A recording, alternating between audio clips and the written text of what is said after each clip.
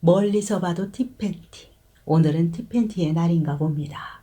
안녕하세요. 중년의 사랑입니다. 그녀의 티팬티. 나는 새벽에 눈을 뜨자마자 물 한 컵을 들이켜고 조용히 집을 나섭니다.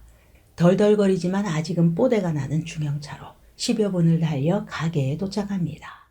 가게 안에 불을 켜고 한 손으로 자판기 커피를 뽑아듭니다. 달짝이는 커피를 홀짝거리며 이번에는 주방 안 밥솥 버튼을 누르고 창문을 엽니다. 아침마다 출근할 수 있다는 것. 이내 일하는 아줌마들이 들어서면서 뚝딱뚝딱 10여 가지 한식 뷔페가 차려집니다. 얼큰한 육개장, 시원한 콩나물국, 김치 고등어찜과 새파란 나물들이 마법처럼 만들어져 줄줄이 나옵니다. 그때쯤이면 작업자들이 하나둘 나타나고 가게 안은 손님들로 북적입니다. 주변 공사 현장에서 일하는 사람들입니다. 그들은 일을 시작하기 전 아침밥을 찾기도 하고 담배를 찾기도 합니다. 작업복 차림의 남자들이 줄줄이 식판을 손에 들고 음식 앞을 차례로 지나가지만 정작 제일 좋아하는 것은 숭늉입니다. 입맛 없는 깔깔한 속을 숭늉 한 모금으로 다스립니다. 이제 내 자리로 돌아가 카운터를 지킵니다. 걸걸한 남자들 소리에 쌀라쌀라 중국어 그리고 또 다른 언어들이 뒤섞이는데 이때 몽골 팀이 우르르 쏟아져 들어옵니다. 나는 얼른 주방으로 달려가 그들이 왔음을 알려줍니다. 이내 그들 자리에는 특별히 준비되어 있던 돼지 등뼈찜이 김을 뿜어내며 올려집니다. 그들은 만족스럽다는 듯이 새벽부터 뼈다귀를 뜯어댑니다. 이 몽골 팀장은 30대 후반쯤으로 젊어 보이고 눈에서도 패기가 넘쳐납니다. 그런데 패기만큼이나 힘도 넘치는가 봅니다. 이 팀장은 어설픈 한국어로 우리 아줌마에게 슬그머니 여자를 구해달라고 했다고 합니다.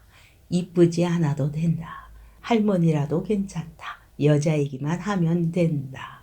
그 말을 듣고 놀랐는지 새로운 아줌마는 나에게 쪼르르 달려와서는 일러 바칩니다. 그러나 나는 손님을 잃을 수는 없습니다. 빙긋이 웃어 넘기고 맙니다.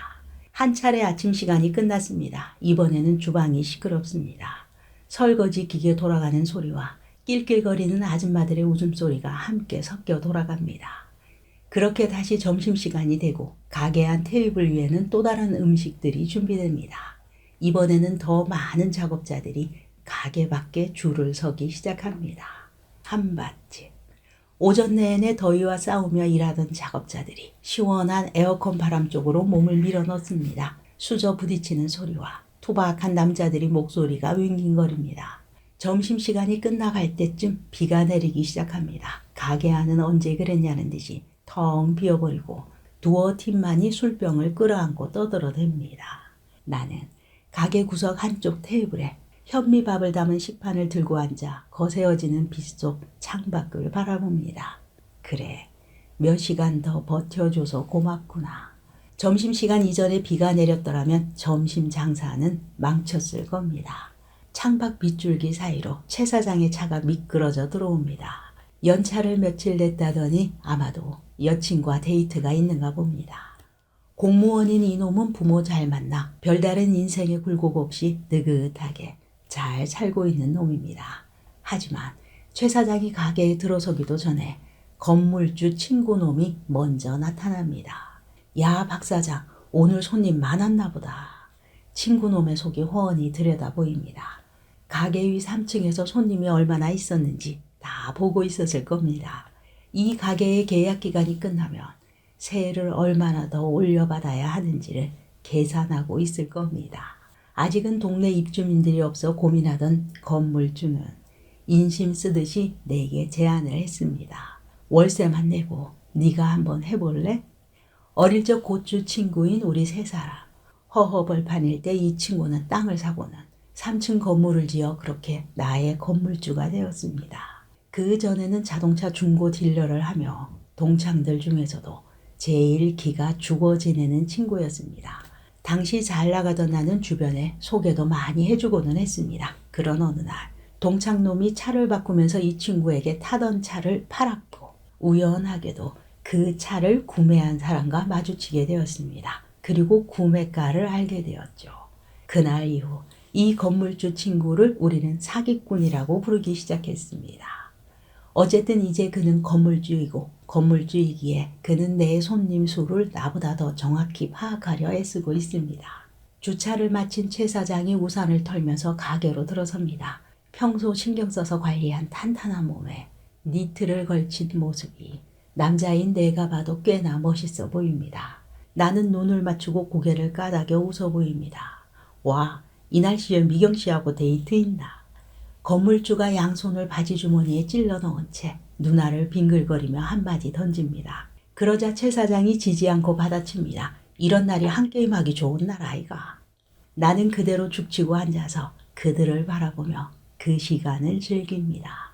최 사장은 여친이 도착하면 함께 사랑을 나누러 떠날 것이고 나의 건물주는 내가 놀아주지 않는 한 아마도 채 15분이 되지 않아 3층으로 다시 올라갈 것입니다. 건물주는 적막함과 고요함을 참지 못하는 성격입니다. 잠시 후 빗속에서 택시가 한 대 다가와 서더니 미경 씨가 폴짝폴짝 바닥에 굵은 빗줄기를 피해가며 뛰어들어옵니다. 최 사장이 우산을 집어들었지만 한 발 늦었습니다. 그 몇 걸음에 얇은 브라우스는 이미 비에 젖어 브래지어 줄을 드러냅니다. 여고생 같은 단발머리와 한 줌의 잘록한 허리를 가진 그녀. 그녀는 티슈를 찾아들고는 구두 속의 빗물을 닦아내려는 듯 허리를 숙입니다. 그녀의 시리도록 하얀 얇은 면바지는 그녀의 굴곡진 곳을 세세하게 나타내고 나의 건물주는 그녀의 뒤태에 시선을 두고는 하염없이 서성입니다. 멀리서 봐도 티팬티. 오늘은 티팬티의 날인가 봅니다.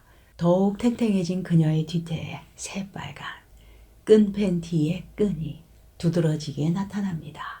얼마 전 몇 년째 출근하는 곳이 없이 빌빌거리던 나는 친구들의 성화에 골프 라운딩을 나갔다가 아내와 마주쳤습니다.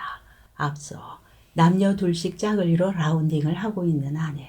별일 아니라는 듯이 눈을 내리깔고 떨떠름하게 일행을 친구들에게 소개하던 아내. 집에 생활비를 가져다 주지 못한 지가 한참인데 아내는 처음 보는 골프채를 싣고 다니며 라운딩을 즐기고 있습니다. 내가 집 안방문을 열어본 지도 아내를 똑바로 쳐다본 지도 한참인데 푸른 잔디 위에서의 아내는 생기가 넘쳐 보였습니다. 가게 문이 열리는 소리. 최 사장이 한쪽 손을 번쩍 들어 보이며 미경 씨와 빗속으로 사라집니다. 내 건물주의 시선이 미경 씨의 뒤태를 따라가다 빗속에서 길을 잃습니다. 그렇게 길을 잃은 건물주가 나에게 몇 걸음 다가오며 말합니다. 어이 박 사장, 우리 생각보다 손님이 많다 그자? 나는 오늘도 꿀잠을 잘 것입니다. 내일 새벽 눈을 뜨면 출근할 곳이 있기 때문이죠.